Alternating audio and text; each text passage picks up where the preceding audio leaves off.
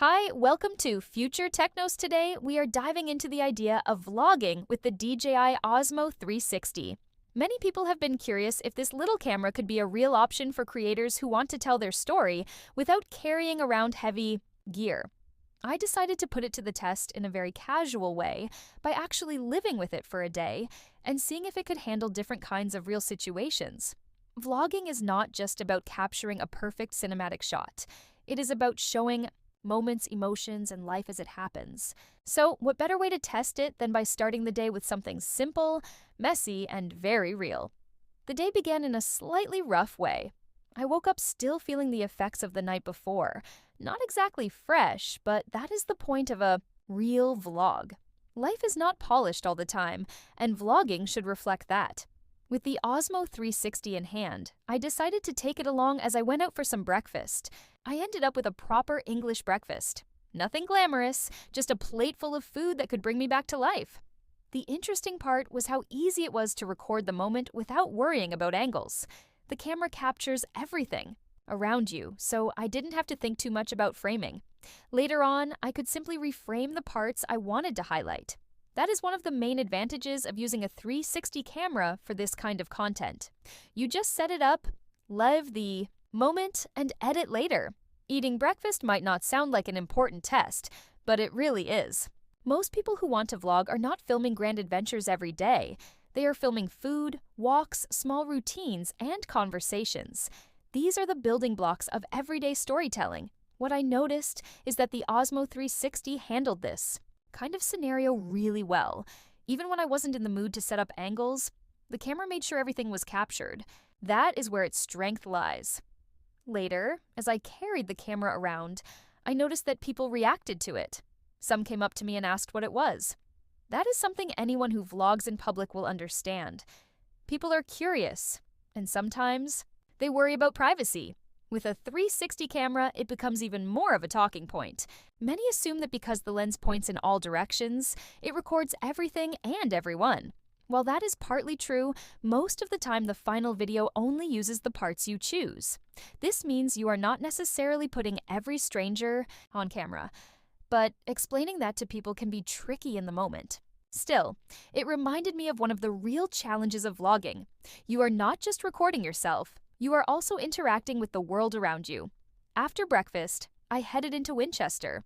It is a beautiful city with plenty of history, so it was a good place to test how the Osmo 360 performs when capturing not only myself, but also the environment. I visited Wolvesey Castle, a place with crumbling stone walls and a strong medieval atmosphere. This was where the 360 camera really shined. Instead of only showing myself walking or just the ruins behind me, the camera captured both together. When I rewatched the footage, it felt like I could place the viewer right there with me, surrounded by the history and space. That is something regular cameras often fail to do because they only show one direction at a time. There has always been a strong idea floating around in the creator community that 360 cameras could be the future of vlogging. The logic is simple. They capture everything, so you don't miss moments. You don't need to constantly think about where to point the lens. And in editing, you can choose exactly how you want to frame the story. But for a long time, the problem was quality. Early 360 cameras had poor resolution, weak audio, and strange image distortion. They were fun toys but not reliable tools. The Osmo 360, however, feels like it finally addresses those issues. The camera records in 8K, which is a lot of information. But of course, once you crop and reframe to a normal flat video, you are usually working with something closer to 4K. That is still more than enough for most vlogs, and it looks sharp and detailed. I could zoom in a little, reframe shots, and still not lose too much quality. It felt flexible.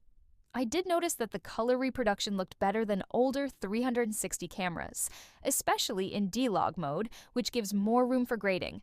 That is important if you want your vlogs to have a polished look in post.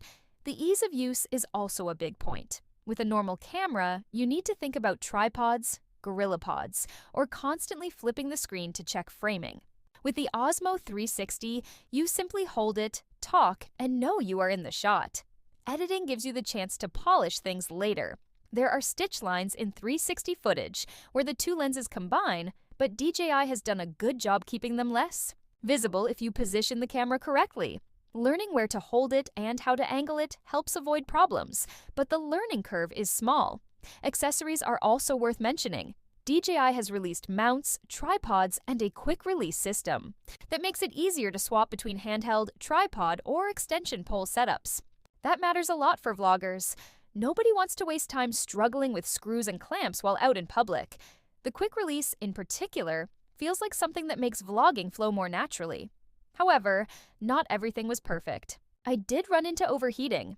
On one of the days, the camera shut down after about an hour of mixed shooting. The weather was warm, but not extreme. This shows that long sessions in direct sun or heavy use might be an issue. It is something to keep in mind if you plan to vlog in hot climates or during summer events. When looking at the overall package, there is a lot to like. The image quality is strong, the audio is usable, the storage options are flexible, and the battery can charge quickly. All of these are practical benefits for vlogging. But there is one major drawback, and that is the workflow. Shooting with. A 360 camera means you always have to process the footage before you can edit. This adds extra time compared to a regular camera where you can just drag and drop clips into your editor. Insta360 has built tools to make this process faster and more automated, which many creators appreciate. DJI's system works, but it is still heavier and slower. That means if you want to vlog daily, it can become tiring. The footage is great, but it comes with extra steps. So is the Osmo 360 ready for vlogging?